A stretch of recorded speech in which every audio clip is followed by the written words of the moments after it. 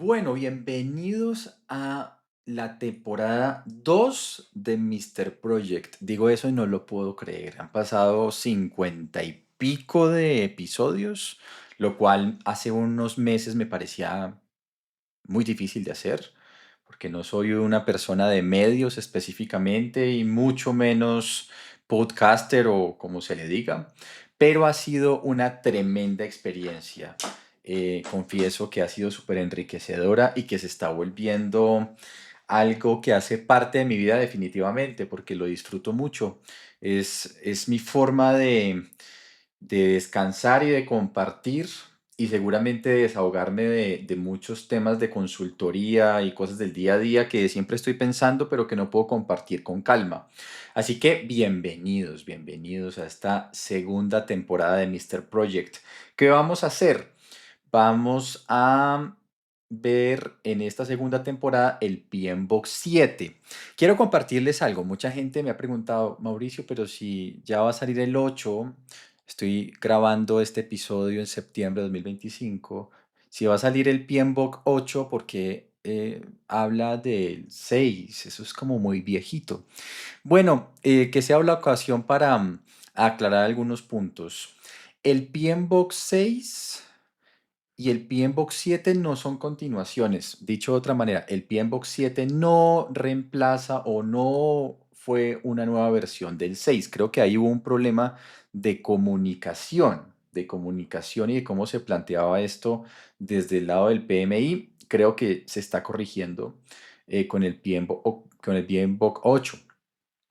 ¿De qué se trata? El PMBOK 6 se concentra fuertemente en todos los temas conceptuales, la base, y específicamente en los procesos. En los procesos. Recuerden que eso es un dominio muy importante del examen. ¿Sí? Hablando específicamente del Content Outline del examen PMP.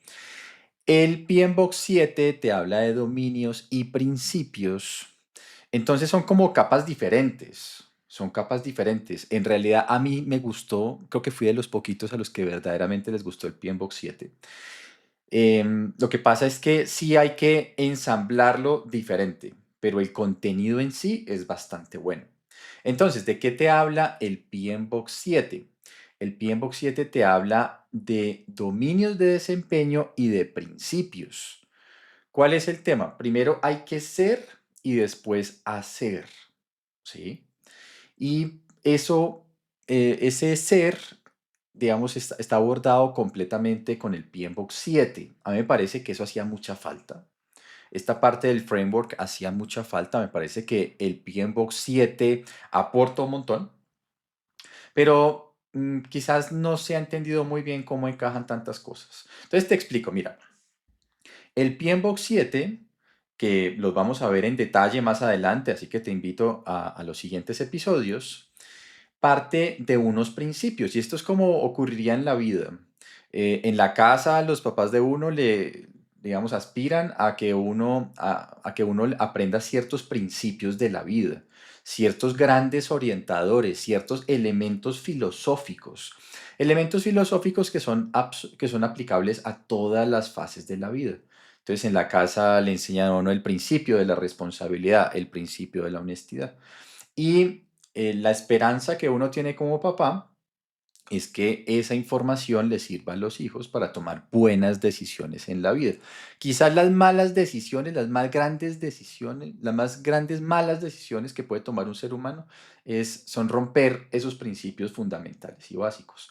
O peor aún, pues nunca haber tenido la oportunidad de aprender esos principios desde pequeño.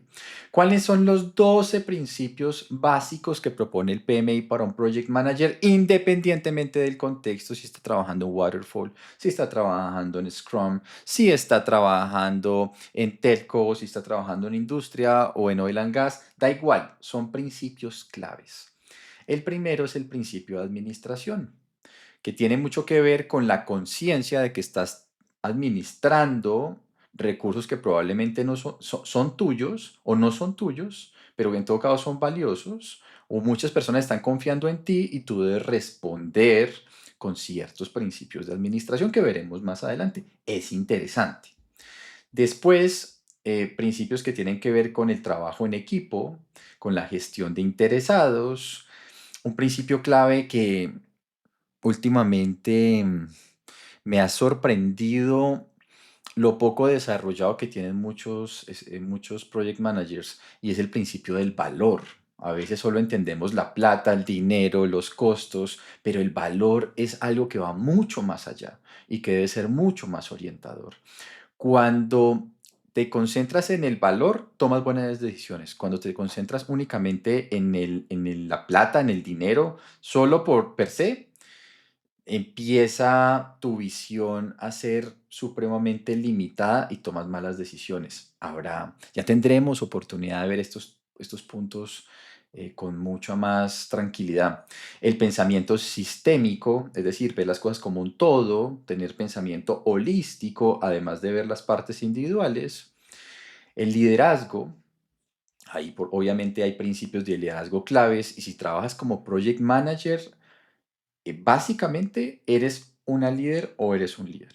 Y entonces, por tanto, tienes que entender qué implica eso. O sea, eso de manager no es gratis, no es gratis, tiene unas implicaciones profundas. Principios de adaptación, principio de la calidad, el principio de la complejidad. La complejidad también es un concepto poco entendido, que está ahí constantemente, pero que es poquísimamente entendido. Y eso hace que los project managers en muchas ocasiones tengan una expectativa extraña acerca de que todo tiene que estar perfectamente ordenado, y que la complejidad, por alguna extraña razón, es disfuncional y que es extraña y que no nos va a dejar trabajar, cuando la complejidad hace parte implícita de nuestro trabajo. Entonces ahí también lo vamos a hablar. Principios de riesgo, principios de adaptabilidad y capacidad de recuperación. Em, Ser project manager es aprender a sufrir un poco. ¿Por qué? Pues porque un proyecto es súper complejo, como lo habíamos dicho, porque dependemos de muchas personas, porque hay muchas situaciones injustas, o porque en muchas ocasiones el avance no responde al esfuerzo que le metimos. Y entonces en muchas ocasiones nos toca venir desde atrás. Y eso implica que tenemos que tener una capacidad de recuperación muy grande. Principios del cambio.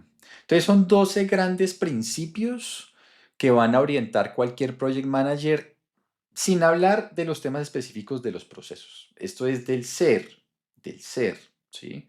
De cómo estás cableado, cableada internamente como project manager, filosóficamente hablando. A eso me refiero. Ahora, lo que dice el PMBOK 7 es, ok, tienes que estar cableada con estos principios, los tienes que tener lo más desarrollados posibles, algunos más, algunos menos, pero son como unos principios orientadores en cualquier situación para un project manager, ¿sí? Y esos principios deben de alguna forma expresarse en 8 dominios de desempeño. ¿Cuál es la diferencia? Un dominio de desempeño, imagínate que te van a medir como project manager. Entonces, tu sponsor te va a decir, bueno, listo, ¿cómo te mido? Yo no te puedo medir tus principios porque eso no se puede medir. Eso es un tema que está en tu mente, ¿sí? En tu mente. Otros dirán pues que en el alma, pero en la mente. Entonces, eso es un tema muy interno. Pero sí tengo que medir tu desempeño en proyectos en 8 áreas, o como en 8 perspectivas. Es decir, los dominios de desempeño son áreas donde se ve el performance, donde se ve el buen o mal trabajo del project manager. Y eso tiene que ver con, primero, cómo maneja los interesados. ¿Los interesados están comprometidos? ¿Están bien alineados con los proyectos o no? Si resulta que no, entonces algo está fallando.